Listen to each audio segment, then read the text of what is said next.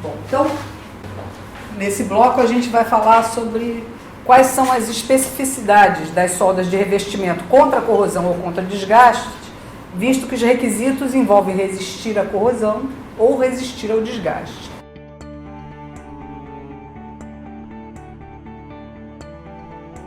Uma das coisas que é importante a gente entender é, de novo, mesmo que seja uma solda de um cladding, né, por exemplo, que é um revestimento contra a corrosão, eu posso fazer um revestimento contra a corrosão para aplicar numa refinaria, mas eu posso fazer um revestimento contra a corrosão para aplicar numa área de offshore e produção, completação e tal. E também são requisitos diferentes.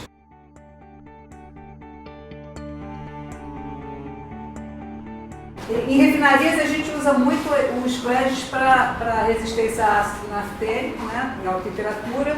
E em ambientes de produção de petróleo, a gente usa muito quando você tem alto CO2, não necessariamente H2S, principalmente alto CO2 e baixa temperatura.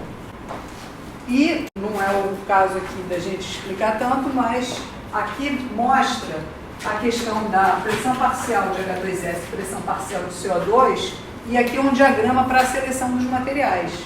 E aí você vai vendo que quando você tem uma baixa pressão parcial de CO2, você pode trabalhar tranquilamente com ácidos carbono, carbono manganês. Mas quando você começa a ter uma alta pressão de CO2, você já tem que trabalhar com os ácidos inoxidáveis, tá? Só que se você tem baixo H2S, você pode usar até um martensítico, mas na hora que você começa a aumentar a quantidade de H2S, você vai ter que caminhar aqui para os duplex, super duplex, e vai acabar aqui nas ligas de níquel, tá? E as ligas de níquel, uma das mais comuns é o Inconel que você costuma aplicar, tá? E aí a gente tem aqui, por exemplo, um tubo cladeado, só que a gente vai ver logo a seguir que esse tubo cladeado, ele é um cladding feito com uma solda no estado sólido. Enquanto que esse cladding aqui é um cladding feito por overlay. Então aqui eu revesti internamente com uma solda que envolve fusão, enquanto de baixo não envolve fusão. Tá? Aqui é só para mostrar que, nesse caso aqui, eu tenho aqui uma estrutura, uma macrografia que a gente vê o tubo de ácido carbono com a camada de Inconel. Esse aí é um cladding sem fusão, que é a solda no estado sólido, e aí você vê que aquela interface é uma linha, enquanto que a gente vai ver que quando a gente solda, a gente funde o material. Então, são características diferentes que eu vou ter para os diferentes tipos de cladding. Tá? Nesse caso aqui, um X70 é o metal base e a liga Inconel 625 é o cladding. Você vê que aqui estão as características mecânicas, limite de escoamento, X70 um pouco mais alto, limite de resistência. A gente vê que o limite de resistência, o Inconel, ele tem um encruamento grande, então ele tem um alto limite de resistência. E mais, esse aqui é o tipo de processo que eles aplicam o cladding e depois você tem que dar o tratamento térmico no tubo, depois de aplicar o cladding. Né? Então já é uma característica toda especial.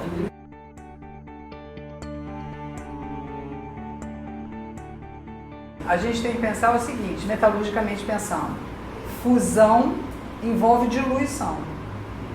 Aí você tem que ver se teve diluição ou se teve difusão, né? Porque, em geral, nesses aí a gente vê difusão, a gente não costuma ver diluição, tá?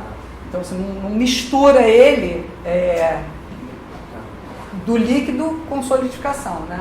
O que a gente vê é porque eles têm tratamento térmico, aí você tem a difusão do ferro para o níquel, do níquel para o ferro, né? Então, naquelas interfaces, né?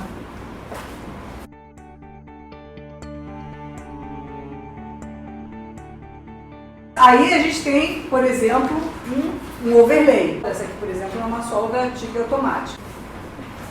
E aí exatamente essa questão, né? Quando você tem uma solda que envolve fusão, que aí já é o próximo bloco que a gente vai falar, é justamente os tipos de solda. Você tem soldas que envolvem fusão e soldas que não envolvem fusão. Na solda que envolve a fusão, o que você tem? Você tem um material base, você tem um consumível e você vai ter uma fusão, né? A sua fusão vai levar uma parte do metal base para dentro da solda. Então essa é a diluição. A diluição é a quantidade de material de base que entra na solda. Tá? Aí você pensa, por exemplo, se você estiver soldando um 8630, que é um aço baixa liga, ou um A106, que é um tubo de aço carbono comum, ou um X52, que também é um tubo de aço carbono comum, e você vai colocar uma liga de níquel, e a liga de níquel, ao Inconel 625, ele tem lá 60% de níquel, 20 de cromo, 9 de molibdênio, no máximo 5 de ferro, 3,5 de nióbio, e um carbono baixinho, né, 0,08, o que a gente vai ver? Óbvio que se eu estou pegando um material que tem 98 de ferro e eu vou colocar no material que tem 5% de ferro, a diluição vai envolver entrar ferro. Só que quando entra ferro no Inconel, o Inconel perde a resistência à corrosão. Né? Então, o controle que se faz normalmente é a quantidade de ferro. Tá? Então, numa solda de revestimento, se você coloca uma camada só, você tem que garantir, primeiro, que o seu consumível venha com nada de ferro, né? Para que você coloque uma camadinha e aquele pouquinho de ferro, né? Porque se entrar 10% desse aqui, já são 9% de ferro. Se entrar 10% de fusão, né? Então, você tem que pensar que quando você tem que garantir que o seu teor máximo, lá aonde você vai estar em contato com o fluido corrosivo, ele tenha no máximo 5% de ferro, então você vai ter que controlar muito bem essa diluição. Aliás, os processos de revestimento, eles sempre precisam ter muito controle de diluição. Eles sempre têm que ser processos muito controlados para você não acabar, porque você vai revestir ou contra a corrosão ou contra desgaste. Contra a corrosão, a sua composição química tem que ser igual à composição química do seu consumível. Contra desgaste, você tem que tomar cuidado para que os valores de dureza que você vai obter, não só de dureza, tem a ver com a microestrutura também, mas está muito ligado com a dureza. Você não vai tendo degradações à medida que você vai soldando muito. Né? Então, a gente até vai ver que no caso de resistência à corrosão, são valores de espessura mínimos que você tem que aplicar. No caso de revestimento contra desgaste, são valores máximos que você tem que controlar. Porque se você joga um monte de camadas, daqui a pouco amacia tudo, degrada tudo e você não tem aquela propriedade que você precisa. O que acontece quando a gente tem uma fusão excessiva numa solda manual? O que acontece, observa, se eu disser que eu vou ter que colocar 3 milímetros de solda e eu tiver essa fusão, eu meço o teor de ferro aqui, ele dá 12%. Se eu colocar assim, 3 milímetros, eu meço o teor de ferro, dá 5%. Então você vê, a penetração tem que ser baixa para você garantir que você tem exatamente aquela quantidade de ferro lá naquela região. E se você fizer isso e fizer o teste de corrosão, ele corrói. Tá? Então essa é uma coisa importante. Como você vai controlar?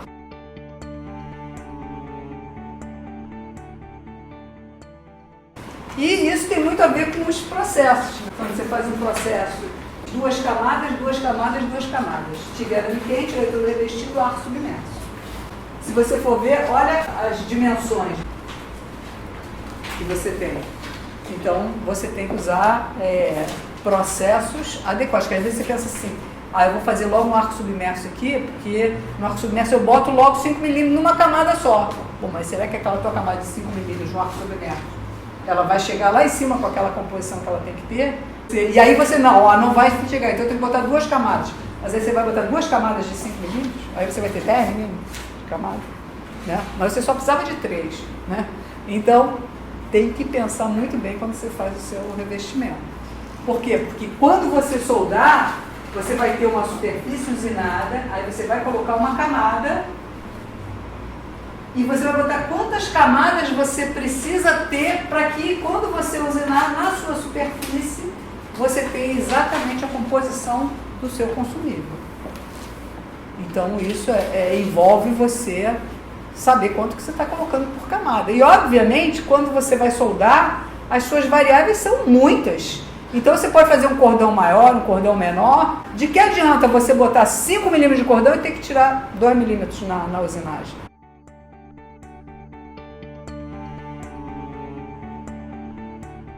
Bom, e aí a gente tem lá que o cladding, muitas vezes você tem, justamente como eu falei, você tem algumas condições, né? Então você tem um equipamento todo cladeado, você tem algumas condições de interface entre eu estou aqui com o corpo e eu tenho um flange, e você vai ter que fazer o seu investimento em tudo internamente, né? Então você tem algumas características de tecnologia, de processo, que são importantes para você garantir que você vai ter totalmente revestido.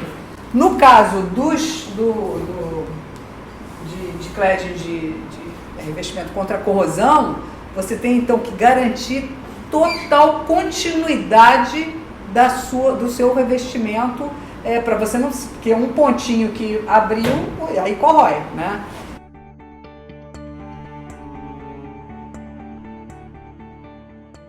É interessante que no caso de revestimento contra desgaste, você já não tem que ter isso, porque o desgaste é uma ação mecânica, então você tem um movimento relativo ali, e aí você pode ter abrasão, você pode ter erosão, e essas são regiões específicas, e nessas regiões específicas, aí você pode revestir só aquela região que vai estar recebendo uma ação de erosão ou uma abrasão. A abrasão até, muitas vezes, no caso dessas escavadeiras e tal, você só solda alguns trechos, porque o próprio o tubo que a gente viu ali trabalhando em drilling, você só precisa ter ele resistindo aqui, por quê? Porque esse pedaço aqui já vai entrar em contato, né, numa região aberta, então é só um pedacinho aqui que está atritando, então você não tem uma ação aqui a ação com pressão, é só no diâmetro maior, o resto não está com pressão, então você acaba não tendo essa coisa da abrasão.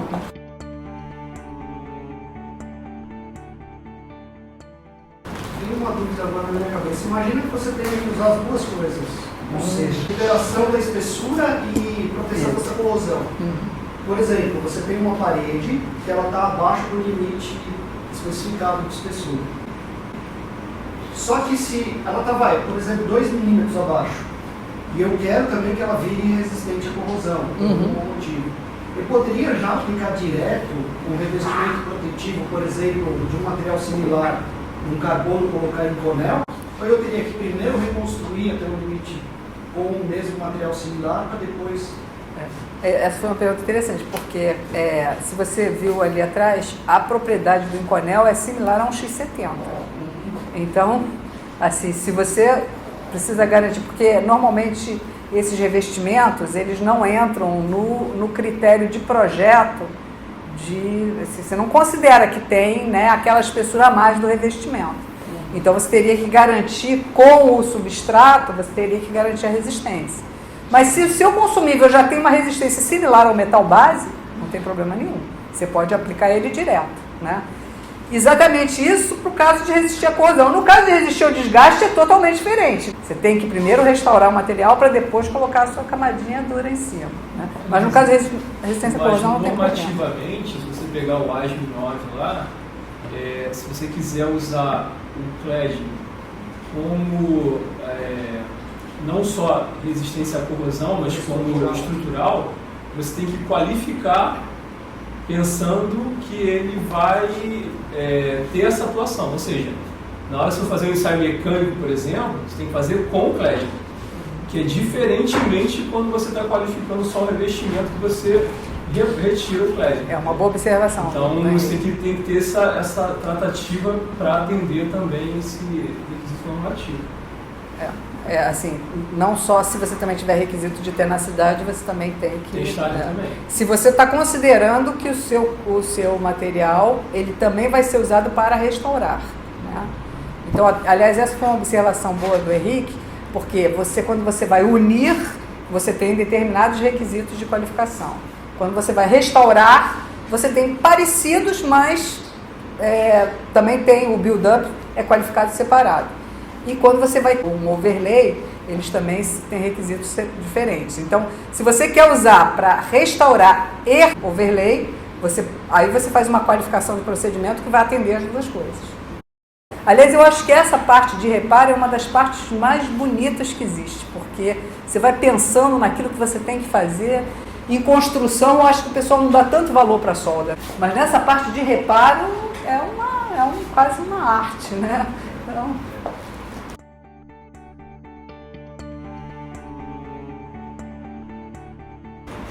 e aí vem a questão, né? Que fala assim, bom, aqui tem um termospray aplicado.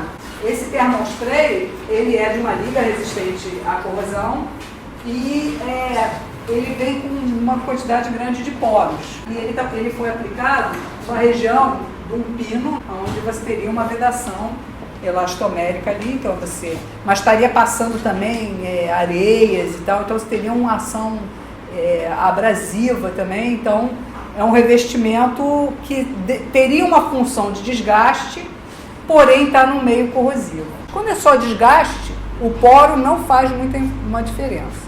Agora, se você tiver num meio que é aquoso e que tem corrosão, o poro faz toda a diferença. O fluido vai permear e você vai fazer exatamente isso aqui. Ele vai soltar de dentro para fora. Tá? Então, esse é um problema. Tá?